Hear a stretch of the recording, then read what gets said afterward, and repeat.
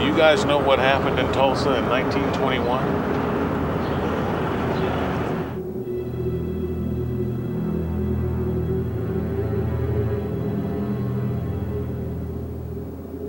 How much do you know about the race riots? I don't know a lot about them. What do you know about it? Not much.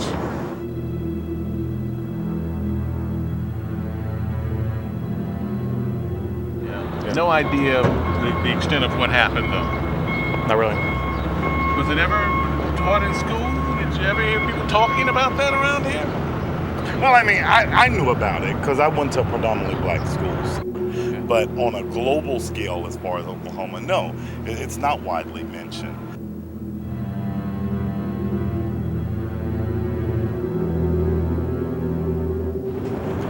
You guys know what happened here in 1921? Tulsa race riot. How much do you know about the race riots? I don't know, just only what I found out for myself. You know, in some ways, people look at it as life change for some of the Tulsa Americans and for Tulsa itself. So, But in other ways? In other ways, life.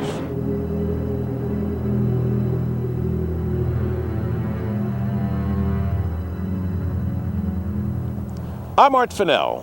One of the worst atrocities in U.S. history was hidden for decades. It happened over a 24-hour period from the early evening of May 30th, 1921 till dusk of June the 1st. And it happened here in Tulsa, Oklahoma. This town erupted into a deadly race riot that's regarded as one of the most violent and destructive ever in America. Yet, few people know anything about it. Greenwood, the prospering African-American section of town, was torched and burned to the ground in a bloody rampage by an angry mob of thousands of whites. The exact number of casualties and property damage still unknown, even now. What happened here? Why was Tulsa and this community at the boiling point that they felt that the whites needed to send a message to the segregated blacks? And why was this event covered up for 80 years? Let's go back in time in Tulsa to find out.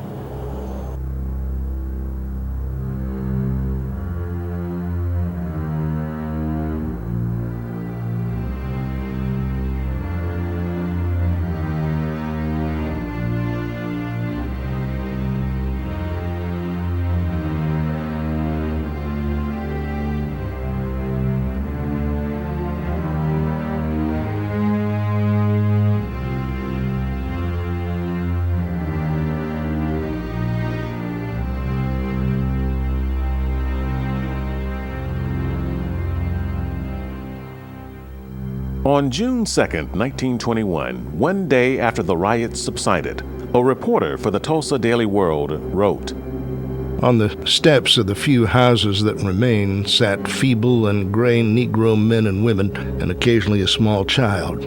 The look in their eyes was one of dejection and supplication. Judging from their attitude, it was not of material consequence to them whether they lived or died. Harmless themselves, they apparently could not conceive the brutality and fiendishness of men who would deliberately set fire to their homes, and just as deliberately shoot them down in their tracks." To understand why the riots occurred, you have to look at the tumultuous history of Oklahoma and Tulsa. The riots were not an isolated event. Instead, they were the outbreak from years of buildup.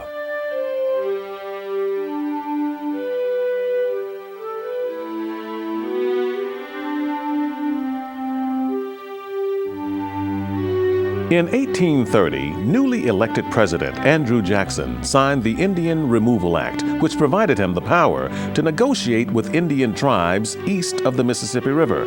The purpose of the negotiations was to encourage Indians to leave their land and to move to the sparsely inhabited land west of the Mississippi River. Some tribes agreed to pick up their lives and leave. The tribes that were unwilling to negotiate were forced to move. An aggressive approach backed by the United States military. It would take nearly 30 years to relocate Indians to the West. The 25 million acres of land west of the Mississippi River was up for grabs. a majority of white settlers who were not interested in sharing the land with Indians, in fact, wanted to establish slave states.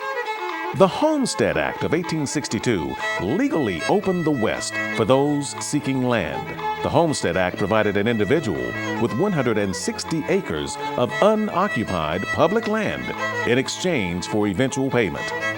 A territory known as Oklahoma quickly became a popular destination.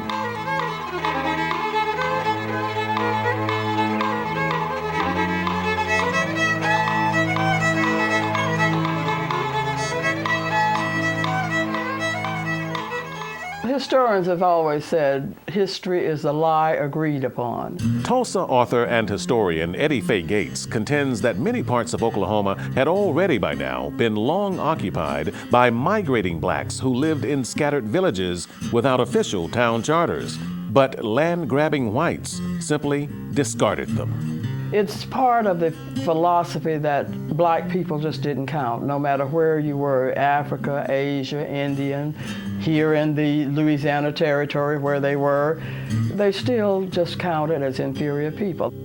White towns and colonies continued to spring up, and in 1907, Oklahoma became the 46th state in the Union.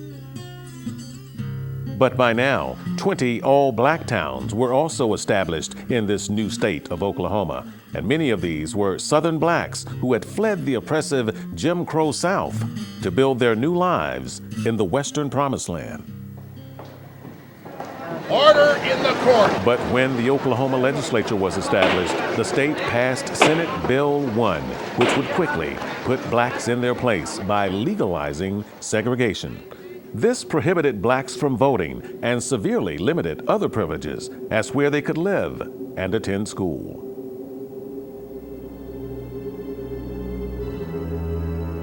Legalized separation, however, did not prevent violence from happening in Tulsa prior to the riots. Between the years of 1907 and 1921, 26 blacks were lynched in the state of Oklahoma. The all-black communities became easy targets for assaults from white mobs, and organized groups like the Ku Klux Klan, though still young, were given free rein and rule from town officials. Tulsa was a Saturday night town. People got paid their weekly salaries. They come downtown to buy their clothing and everything. So it was a big crowd down every Saturday night in town. The mayor and the chief of police made the people stick their cars off of the street. And occasionally the Klan would parade down Main Street with the torches and the white robes and everything. It was pretty scary. I wished I had a picture to show you.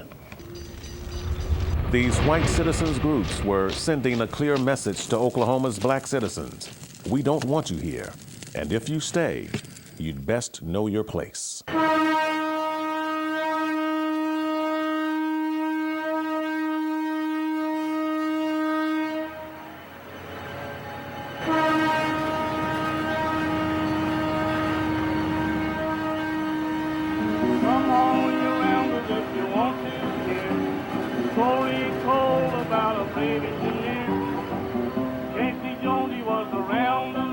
In the years before the 1921 riots, Tulsa, Oklahoma was a little-known railroad town. It was the railroad stop at the Arkansas River, because there was no bridge across the river then. So they came to the river and it stopped, and this was just the end of the line for a few years. But Tulsa's fortunes would dramatically change when word of oil began to spread.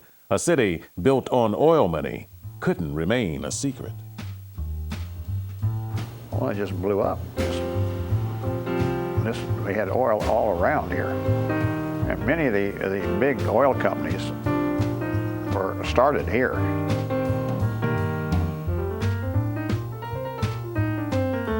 Tulsa picked up the nickname of Magic City, a boom town where people began to flood the streets in search of jobs and fortune. In 1910, Tulsa's population was 10,000. By 1920, the city had exploded to 100,000, 10,000 of which were African Americans. Many of the blacks in Tulsa were doctors, lawyers, businessmen, and educators. But because of segregation, they weren't allowed to work with the white mainstream population. So they created their own jobs and their own city within a city. Black Tulsans were forced to live on the other side of the Frisco Tracks. This section would be called Greenwood, founded by O.W. Gurley. Gurley was a wealthy black Arkansas landowner and entrepreneur who settled in Oklahoma in 1889. Gurley's Greenwood would become so prosperous, so fast, that it was called the Black Wall Street, perhaps the most successful African-American business district in the nation at that time. Prior to integration, and that's when Tulsa's Wall Street was the Wall Street, we did have a lot of businesses, especially in the South. I've later found this out, that they were black businesses because blacks had no choice but to deal with each other. These black Tulsans in this photograph ran their own businesses, restaurants, hotels, jewelry stores, clothing shops, taxi services, theaters, newspapers, and much more. They worked well, worshiped well. There were more churches in Black Greenwood than all of the rest of white Tulsa combined. And they lived well. Many of their homes rivaled those of wealthy whites in the area. Oh, they were dressed. And they had beautiful homes, big pianos. They had curtains hanging from Belgium, furniture from Europe. They had it shipped over. This was black folks. Whites were jealous of all this. In fact, some were quoted as saying these niggers have better things than we do.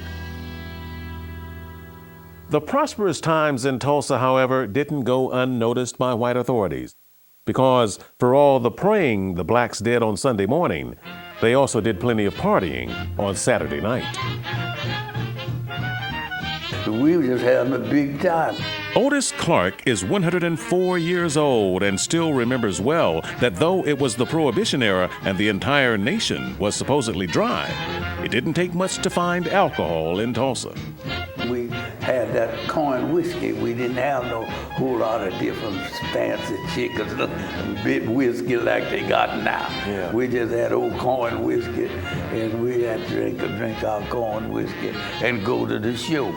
Oh, it flowed. There's no question about it.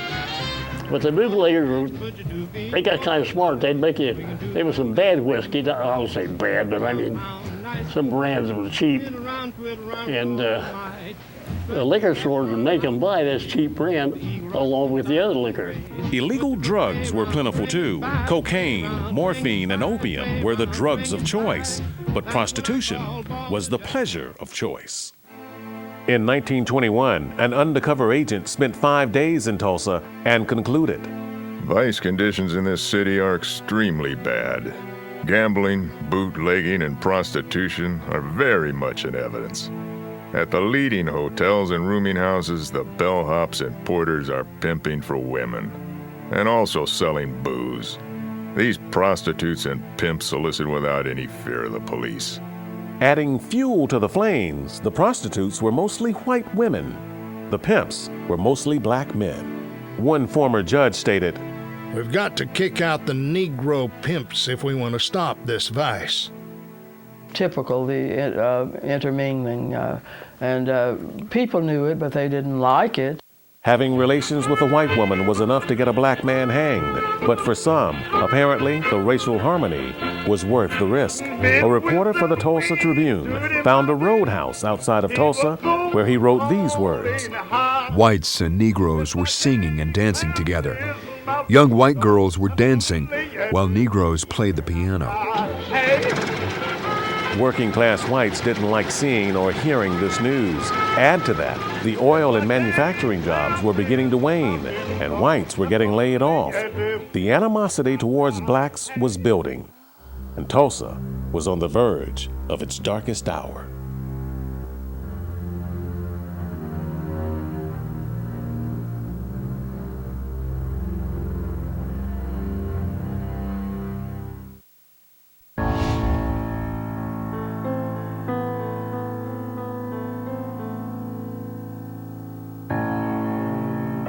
On the eve of Memorial Day 1921, an incident in this building, the Drexel Building in downtown Tulsa, would trigger the worst race riot in American history. On the 4th floor was a restroom for coloreds only.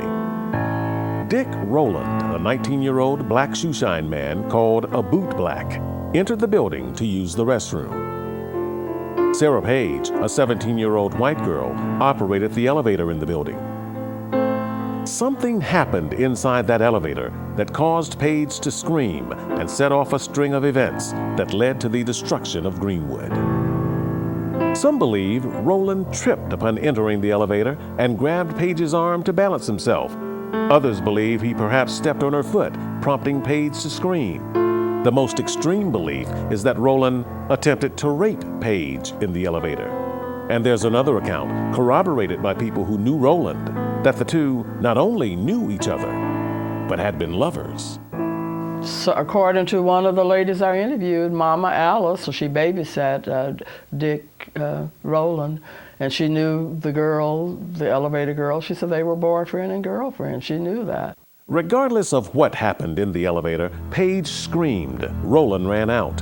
A clothing store clerk witnessed Rowland leaving the building and apparently heard Page scream.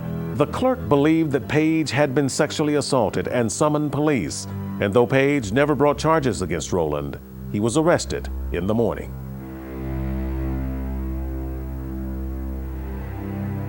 All day on May 31st, word spread that a young white woman had been victimized by a black man. At 3 p.m., in the afternoon edition of the Tulsa Tribune newspaper, an openly racist paper at the time that referred to Greenwood as, quote, Nigger Town, the flames were fanned by a hastily printed, instigative front-page article titled, Nab Negro for Attacking Girl in Elevator. Even though there was no evidence, the article stated that Rowland attacked her, scratched her hands and face, and tearing her clothes. Once the Tribune hit the streets, reaction amongst the whites was unanimous. According to Ross T. Warner, a manager at the Tulsa Machine and Tool Company, the talk of lynching spread like prairie fire. Rowland was held at the Tulsa County Courthouse. Just as the sun was setting at about 7:30, a crowd of hundreds gathered there, demanding that Rowland be released. The mob wanted Rowland to be freed so they could lynch him. Fortunately for Dick Rowland, Tulsa had just elected a new sheriff, Willard M. McCullough. McCullough was determined to maintain order at the courthouse and placed armed deputies around the building. Word of a mad mob gathering to lynch Rowland quickly spread to Greenwood as well. Blacks were determined not to stand idly by. Many of them had just returned home from World War I and were ready to help defend Rowland from a rope. They said they will not lynch on our watch. We will not have it. At 9 o'clock, 25 of the men armed themselves with shotguns and rifles and marched to the courthouse to offer their support to authorities. But their offer was turned down, and they left. Within 30 minutes, the crowd outside the courthouse continued to gather and by now had doubled to 2,000. At 10 o'clock, a second wave of 75 black men went back to the courthouse to offer help once again. But this time, they were confronted by the growing mob who had been drinking heavily for hours. Shots rang out, and when the smoke had cleared, 12 men lay dead. Outgunned and severely outmanned, the blacks fled back to Greenwood, pursued by members of the mob. Dr. George H. Miller heard the gunshots outside his office, and he ran to find a bleeding black man and said this. I went over to see if I could help him as a doctor, but the crowd was gathering around him and wouldn't even let the driver of the ambulance, which just arrived, pick him up. The crowd was getting more and more belligerent. The Negro had been shot so many times in his chest, and men from the onlookers were slashing him with knives. The situation grew worse by the minute. By midnight, about 500 men and boys from the mob were sworn in as special deputies at police headquarters and given badges. One of the new deputies, Laurel G. Buck, stated that police officers told the new recruits to get a gun and get a nigger. By 1 a.m., the white mob began setting fire to black homes and businesses. The first wave of Tulsa firefighters were kept at bay by armed rioters, and in other instances, the Tulsa Fire Department did nothing to extinguish the flames. Herbert Johnson was a supervisor with the fire department. He was also an admitted member of the Ku Klux Klan. Throughout the night, Greenwood burned and blacks were hunted down and shot on sight. One group of rioters broke into an elderly couple's home. The husband and wife were praying. The rioters shot them in the back of their heads. At about 5 a.m., the remaining black men who had guns made a last stand for their lives to protect their family and themselves by retreating up Standpipe Hill, an elevated perch just off of Greenwood Avenue. Though they are said to have fought gallantly, the machine gun fire eventually overwhelmed them.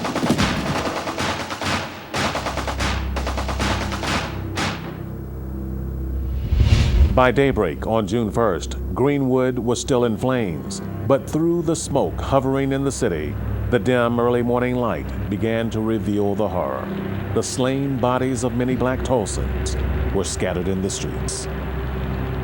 I will never forget the awful things I saw that day. Oh, the terrible ruins and the smell of burning flesh. I can shut my eyes and still smell that flesh. Through the night, blacks had hid as best they could, but daybreak was a chance to try and get to the railroad to get out of town. But fleeing the city was just as dangerous as remaining behind. A group of white men had set up machine guns on top of a grain elevator. They had a clear shot of Greenwood Avenue. Dimple Bush recounts the horrors of escaping Greenwood. It was just dawn. The machine guns were sweeping the valley with their murderous fire, and my heart was filled with dread as we sped along. Old men, women, and children were running and screaming everywhere. Somebody come running down the alley and get up and get out of your house, because they're going to burn your house down and kill you and burn you down while you're in it. And say, don't stop to get anything. Just get up and get out of there with what you got on your back. Elwood led. He was 6 years old, and his grandpa got the horse and the wagon and was going to try to drive up to Coweta for safety. He said he heard a man come up to his grandpa and said, "Nigger, where you going?" He said, "I'm going up to Coweta. I've got a farm up there." And Elwood said he couldn't help but lift up and look. And he said he wished he had not looked, because the last thing he saw was that guy with a gun to his grandpa's head. He said, "To hell you will." Bam, bam, bam. 3 shots in the head. By now, whites had also taken to the sky, using planes to shoot down on Greenwood, and at least one plane reportedly bombed the fleeing residents below with homemade Molotov cocktails, creating even more panic and chaos in the streets. Thelma Knight was just 5 years old and says the riots were the last time she ever saw her father. The question of what happened to him, never to be answered. I never saw him no more. After the night of the riots, when you were 4 years old, I never saw him anymore. Never heard another word? You didn't ask too many questions in that day and time. If you heard, you know they'll tell you stay in your place.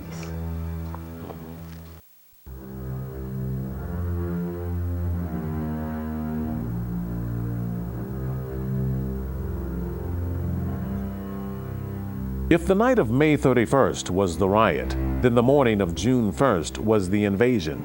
Members of the Tulsa National Guard were on the scene, but their orders were not to quell the mob. Instead, they had been told to stop a Negro uprising. The Guard rounded up and arrested any blacks in sight and took them to internment camps. But even as the blacks surrendered and were paraded through the streets with their hands up, some were still shot in cold blood. Dr. Andrew C. Jackson was one of them. Dr. Jackson was a renowned surgeon in Greenwood who was acknowledged by the world-famous Mayo brothers of the Mayo Clinic as the finest Negro surgeon in America. With his house in flames, Dr. Jackson surrendered to the sheriff's special deputies and was offered their protection, only to be shot twice in the back. Philip Rees says he was 8 years old at the time the blacks were herded right past his house by the National Guard. Rees says he felt so bad for the blacks that he hid under his porch with his little BB gun and started shooting at the National Guardsmen to try and make them leave the blacks alone. With the men either dead or arrested, their homes were vulnerable. Pillaging whites destroyed and looted from the blacks at will with no one to stop them. Dr. R.T. Bridgewater said of his home, I saw my piano and all of my elegant furniture piled in the street. My safe had been broken open, all of the money stolen. Also my silverware, cut glass, all of the family clothes and everything of value had been removed, even my family Bible. Oh, I remember it vividly. Dr. Olivia Hooker was just a little girl, but vividly recalls when the invading whites came to her home. The morning of the riot, I heard this noise, pip, pip, pip, pip, pip, hitting the house. So I said to my mother, how can it be hailing when the sun is shining? And my mother said, come with me. And she peeped through the shades and showed me, said, you see that thing up there on top of the hill? I said, yes, that's a machine gun. And there, you see the American flag on top of it. That means your government is shooting at you. Now, this was terribly distressing to a 6-year-old. And I thought, why would my government shoot at me? Then they came in the house. You see, but my mother didn't flee. Everybody else ran. My mother said, I'm gonna pour water on and keep my house from burning. So we were still in there. And they destroyed my grandmother's sewing machine. They poured oil on her bed and set fire. They broke everything they couldn't take. The violence, looting, and burning of buildings and homes spread so quickly that the Tulsa police couldn't keep up. The few police officers who were on the streets were scattered across the city, and the mob's numbers now were rumored to be somewhere between 5,000 and 10,000. And if any African Americans protested or put up a fight, they were killed. Even completely helpless people were killed. E.W. Maxey told how a blind man with amputated legs was murdered. These white thugs had roped the colored man on the longest stump of his one leg and were dragging him behind the car up Main Street.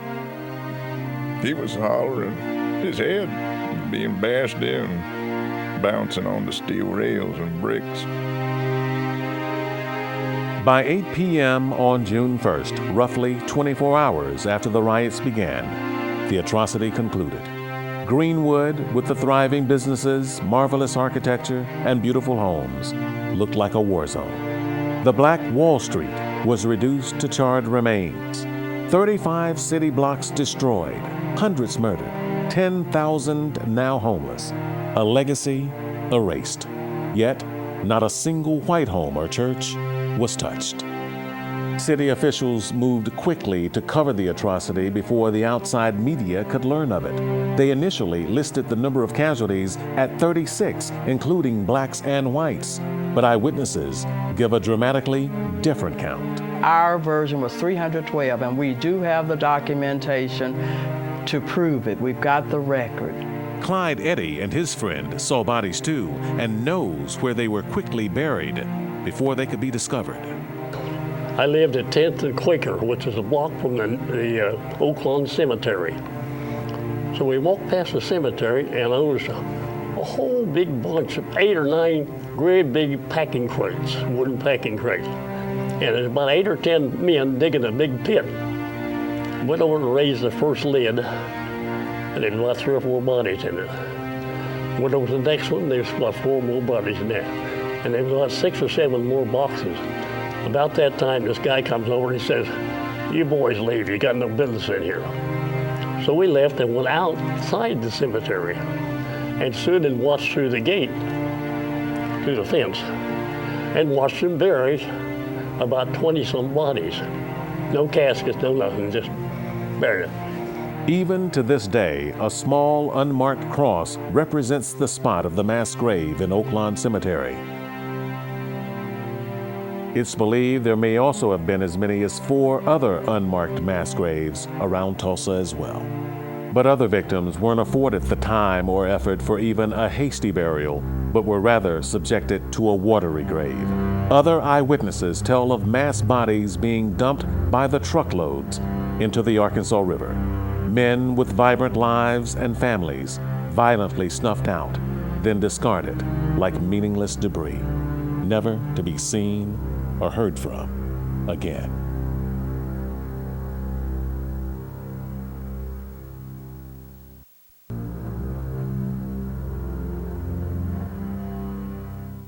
If the purpose of the riot was to punish one black man for allegedly assaulting a white woman, it was quickly lost in the chaos. Tulsa was brimming with racial tension, and the white rioters didn't hesitate to displace the African American population. This continued after the riots. An ordinance was passed by the city preventing Greenwood residents from rebuilding their own businesses in the district. The Reconstruction Commission, consisting of white business owners and political leaders, denied outside aid to the Greenwood residents. The Tulsa Tribune led the fight when it ran this scathing editorial on June 4th, 1921. Such a district as Old Niggertown must never be allowed in Tulsa again. It was a cesspool of iniquity and corruption. In this old nigger town were a lot of bad niggers, and a bad nigger is about the lowest thing that walks on 2 feet. Give a bad nigger his booze and his dope and a gun, and he thinks he can shoot up the world. All these 4 things were to be found in Nigger Town: booze, dope, bad niggers, and guns. The Tulsa Tribune, Saturday, June 4th, 1921. When the riots became a legal issue in late June of 1921, the grand jury blamed it all on the blacks. It concluded, "The recent race riot was the direct result of an effort on the part of certain colored men. We have not been able to find any evidence, either from white or colored citizens, that any organized attempt was made or planned to take any prisoner. The crowd assembled about the courthouse being purely spectators and curiosity seekers. There was no mob spirit among the whites, no talk of lynching, and no arms. The assembly was quiet until the arrival of armed Negroes, which precipitated and was the direct cause of the entire affair."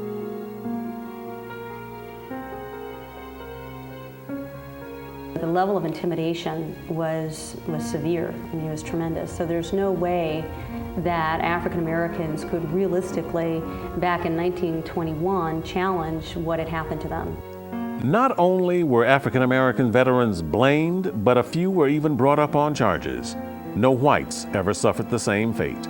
This prompted ongoing fierce legal battle to defend the blacks who had been blamed and the thousands who had been victimized and wronged. 3 prominent black attorneys from Greenwood set up a makeshift office in a little tent to handle the cases. From this makeshift tent, P.A. Chappelle, I.H. Spears, and B.C. Franklin handled $4 million in riot claims against the city of Tulsa.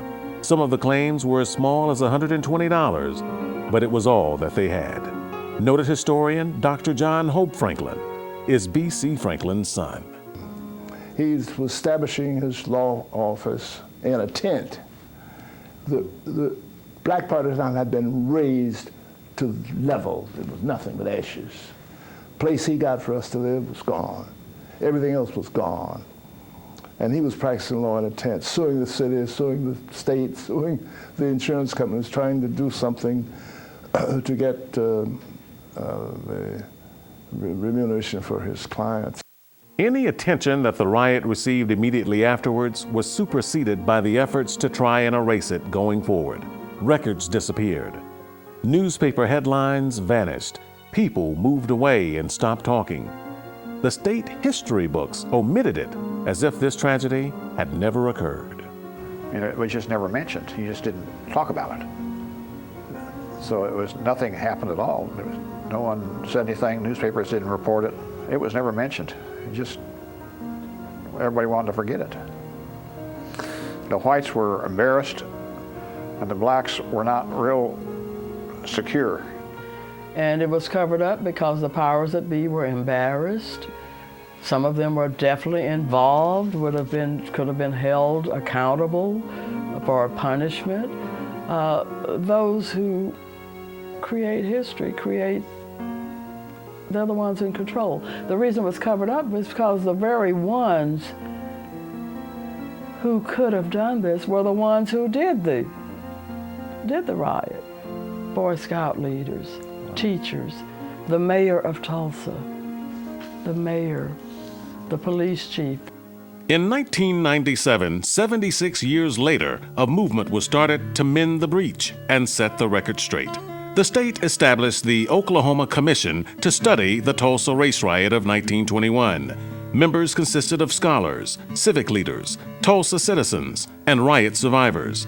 The commission's responsibility were twofold. One, determine exactly what happened in 1921, and two, assess if the victims should be compensated for damages they received at the hands of a city governed to protect them, but woefully aggrieved them. It's almost hard to quantify, really, the damage economically that occurred, not only, not to mention the sort of spiritual and emotional and psychological damage that has been done to people who have witnessed, really a terror attack. It's an act of terrorism on a community that went unchecked. The descendants and even the survivors themselves had businesses destroyed. Thousands of homes were razed to the ground. You had a dozen churches, you had schools, you had libraries, you had, a commercial district. At first, the commission struggled to find resources to analyze what actually occurred during the riots. Fortunately, many survivors began to resurface and share their stories. Records and newspapers, assumed to be lost, were recovered. The Riot Commission assembled the definitive account of what happened. They compiled a detailed report and released it in 2001 with a recommendation of reparations for the victims. The commission concluded that reparations to the historic Greenwood community in real and tangible form would be a good public policy and do much to repair the emotional and physical scars. Easily, you could do something to make some kind of meaningful repair for this group of people. You could have scholarships, you could have certainly some kind of grant of money. There's a lot that could be done to sort of build and empower that community to make some sort of type of restitution. The only fair thing to do is not only apologize, but to actually do repair. And that opens up the door to reparations. And if you ever open up that door, when you look at the inhumane treatment of blacks from Africa and what took place for 400 years, sanctioned by the government, sanctioned by the religious institutions in this country. You open up a Pandora's box that nobody wants to even look at. This, however, isn't the first time the idea of reparations had been raised in Tulsa. In August of 1921, just 2 months after the riots, attorney and riot survivor H.A. Guess wrote, "Reparations will restore confidence of those whose faith has been seriously shaken." But 80 years later, riot survivors still have their faith, but no confidence at all that their claims will ever be acknowledged. Never did want to do nothing for us. We done been to court and everything. Oklahoma's not gonna do it anyway. I'm gonna tell you like that. That's the way I feel about it. You don't have much confidence in the state? Nope. I've been here all this time, but I've seen too much happen. I don't believe it. We Oklahoma folks still have some of that little race hatred, and we in that part of the country, they don't want to give over. They never want to give nothing. But colored lost a whole lot, so we had lost. Our little city was really ruined. Survivors like Wes Young have offered different ideas for reparations. I would like to see them get up a fund and put up a health clinic. Not a clinic, but a whole operation. Clinic, nursing school, a doctor school, which would be standing there 100 years from now. See, it could be a monument not only to Tulsa and Oklahoma, but it would be a shining example of what we could have did. Reparations have been awarded in the past. Japanese Americans that were sent to internment camps during World War II were allocated $20,000 by the United States Supreme Court in 1988. Tulsa's situation was different because few survivors were still living, and so much of the damage was previously ignored or denied. The Commission understood this and recommended the following reparation measures: direct payment to survivors or survivor descendants, create a scholarship fund, build a memorial in honor of the victims and survivors of the riot, and establish an economic development project in Greenwood. To this day, no reparations have been paid. The state of Oklahoma has allocated $5 million to the construction of a memorial in Tulsa, but the project has been tied up for years. There is, however, this monument outside the Greenwood Cultural Center. Black granite with names engraved of those who suffered, those who died, details of what happened, and accounts of what was lost. Inside the Cultural Center are photos that document the day and images of people who lived through the horror. Inside the surviving block of the former Black Wall Street, the heart of Greenwood, signs identify the historical significance of the district, and on the sidewalk, placards mark the spot of what once was so many years ago. But the exterior restorations here can't begin to make the survivors whole. So much time has been lost, so many memories recalled, so much pain endured. They haven't been fair. Hasn't been fair. Really? Because some people really need the help. They could do it to help everything else. And we had to start from scratch when we started back after the riot. You might not have had much, but it was more than you had had. That wasn't right at all. See, that's the devil did that. He make the folks envious against one another, and then there wasn't nothing to it from the very beginning.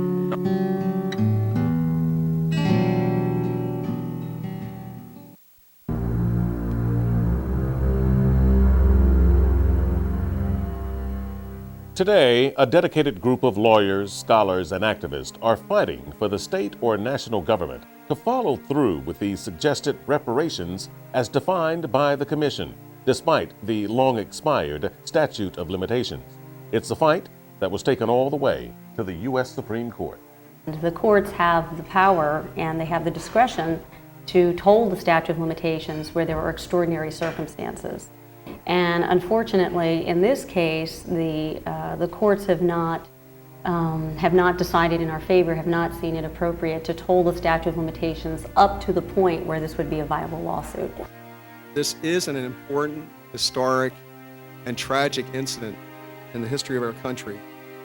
And as a country, we have an obligation to remember our history and not to brush unpleasant incidents, even tragic incidents, under the rug.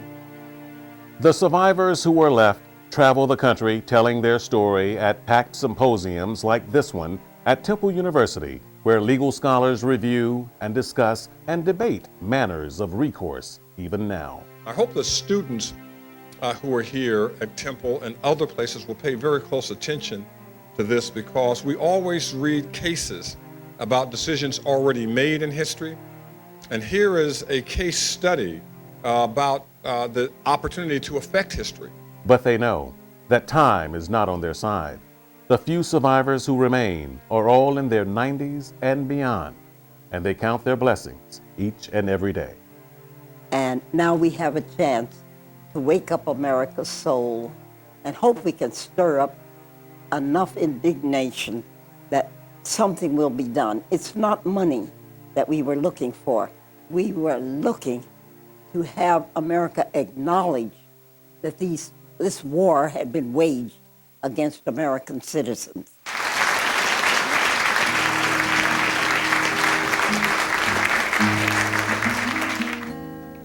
Tulsa, Oklahoma is not as divided as it was in 1921, but even if reparations never become a reality, the city must still face its past in order to heal.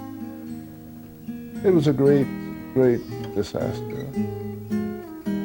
But American history is made up of disasters, and plenty of them are racial. Beginning in 1917 to 21, there were many riots, many race riots in the United States. Huge one in Atlanta, and a huge one in Washington, big one in Chicago, and several other smaller ones in Omaha, Nebraska, and various other places. So that you speak of East Europe as having pogroms. We had pogroms right here in this country. We are as barbaric as any of them. We can learn that there's good and evil in everyone. We must work to overcome the evil things that we would do. We must learn, first of all, we must learn to respect all people.